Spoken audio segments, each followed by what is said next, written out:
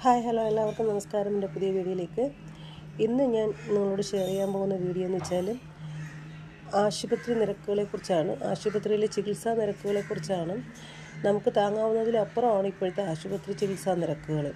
ഇപ്പോൾ തന്നെ ഒരുപാട് ന്യൂസുകൾ നമ്മൾ ഒരുപാട് സങ്കടത്തോടു കൂടി ഒരുപാട് പോസ്റ്റുകളും ഒരുപാട് വീഡിയോസുകളും നമ്മൾ കണ്ടിട്ടുണ്ട്.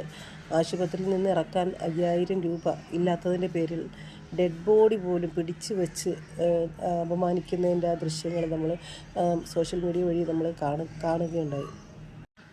ചികിത്സിച്ചിട്ട് ക്യാഷ് അവസാന നിമിഷം ഡിസ്ചാർജ് ചെയ്യുവാൻ വേണ്ടിയിട്ട് അവസാന നിമിഷം തുച്ഛമായ ക്യാഷ് അടയ്ക്കുവാനില്ലാത്തതിൻ്റെ പേരിൽ രോഗിയെ പോലും അല്ലെങ്കിൽ അത്രയും കഷ്ടപ്പെടുന്ന രോഗിയെ ഡിസ്ചാർജ് ചെയ്ത് കൊണ്ടുപോകുന്നവരെ പിടിച്ചു നിർത്തിയിട്ടുള്ള അത്രയും വലിയ അപമാനങ്ങൾ ഏറ്റുവാങ്ങുന്ന ഒരുപാട് വീഡിയോസുകൾ നമ്മൾ സോഷ്യൽ മീഡിയയിൽ കണ്ട് വരികയാണിപ്പോൾ.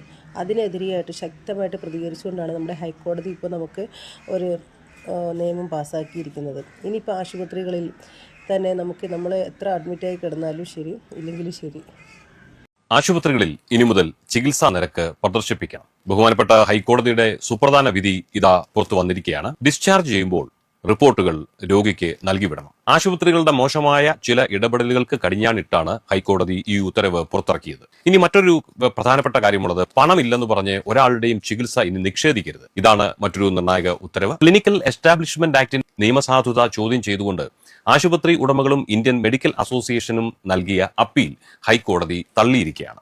ആരോഗ്യത്തോടെ ജീവിക്കുക എന്നുള്ളത് പൗരന്റെ ഭരണഘടനാപരമായ അവകാശമാണെന്ന് ഓർമ്മിപ്പിച്ചുകൊണ്ടാണ് കോടതി പുതിയ മാർഗനിർദ്ദേശങ്ങൾ പുറപ്പെടുവിച്ചിരിക്കുന്നത്.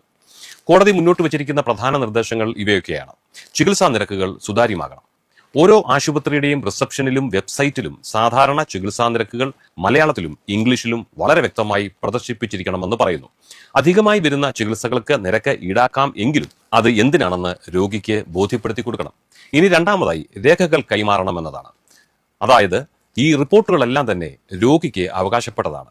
ഒരു രോഗിയെ ഡിസ്ചാർജ് ചെയ്യുമ്പോൾ അതുവരെ നടത്തിയ സകല പരിശോധനാ ഫലങ്ങളും റിപ്പോർട്ടുകളും രോഗിക്ക് കൈമാറണമെന്ന് കോടതി വളരെ കർശനമായി നിർദ്ദേശിച്ചിരിക്കുകയാണ്. ഇനി അത്യാഹിത വിഭാഗത്തിലെ ചികിത്സ സംബന്ധിച്ച് പണമില്ല എന്ന ഒറ്റ കാരണത്താൽ അത്യാഹിത വിഭാഗത്തിൽ എമർജൻസിയിൽ എത്തുന്ന രോഗികൾക്ക് ചികിത്സ നിഷേധിക്കാൻ ഇനി മുതൽ പാടില്ല. രോഗിയുടെ നില ഭദ്രമാക്കേണ്ടത് ആ ആശുപത്രിയുടെ ഉത്തരവാദിത്തമാണ്. കൂടാതെ തുടർ ചികിത്സ അയാൾക്ക് ആവശ്യമെങ്കിൽ മറ്റൊരു ആശുപത്രിയിലേക്ക് മാറ്റേണ്ട ചുമതലയും ആ മേൽപ്പറഞ്ഞ ആശുപത്രിക്ക് തന്നെയാണ്. ഡോക്ടർമാരുടെ വിവരങ്ങളും അവരുടെ യോഗ്യതയും സർക്കാരിന് കൈമാറണം. സേവനങ്ങളും മറ്റു വിവരങ്ങളും അടങ്ങിയ ബ്രോഷർ ആശുപത്രികളിൽ പ്രസിദ്ധീകരിച്ചിരിക്കണം. ഇനി നിങ്ങൾക്ക് ആശുപത്രിയിൽ നിന്ന് എന്തെങ്കിലും തരത്തിലുള്ള മോശം അനുഭവം ഉണ്ടായാൽ എന്തു ചെയ്യണം? എല്ലാ ആശുപത്രികളിലും ഒരു പരാതി പരിഹാര ഓഫീസറെ നിയമിക്കണം. പരാതി നൽകിയാൽ റഫറൻസ് നമ്പർ സഹിതം രസീത് നൽകണം. 7 ദിവസത്തിനുള്ളിൽ പരാതിക്ക് പരിഹാരം കാണണമെന്നാണ് കോടതി ഇപ്പോൾ നിർദ്ദേശിച്ചിരിക്കുന്നത്.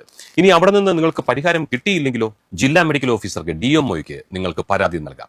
തട്ടിപ്പോ വഞ്ചനയോ നടന്നാൽ പോലീസ് സ്റ്റേഷനിൽ നിങ്ങൾക്ക് പരാതിപ്പെടാം. വളരെ ഗൗരവമുള്ള വിഷയമാണെങ്കിൽ ചീഫ് സെക്രട്ടറിക്കോ സംസ്ഥാന പോലീസ് മേധാവിക്കോ പരാതി നൽകാൻ കഴിയും. ഈ നിർദ്ദേശങ്ങൾ പാലിക്കാത്ത ആശുപത്രികളുടെ രജിസ്ട്രേഷൻ റദ്ദാക്കുന്നത് ഉൾപ്പെടെയുള്ള നടപടികളിലേക്ക് കടക്കുമെന്നും പിഴ ഈടാക്കുമെന്നും കോടതി മുന്നറിയിപ്പ് നൽകിയിട്ടുണ്ട്. ഈ നിയമങ്ങളെക്കുറിച്ച് ജനങ്ങളെ ബോധവൽക്കരിക്കാൻ 1 മാസത്തെ പരിപാടി നടത്താനും സർക്കാരിനോട് കോടതി നിർദ്ദേശിച്ചിട്ടുണ്ട്.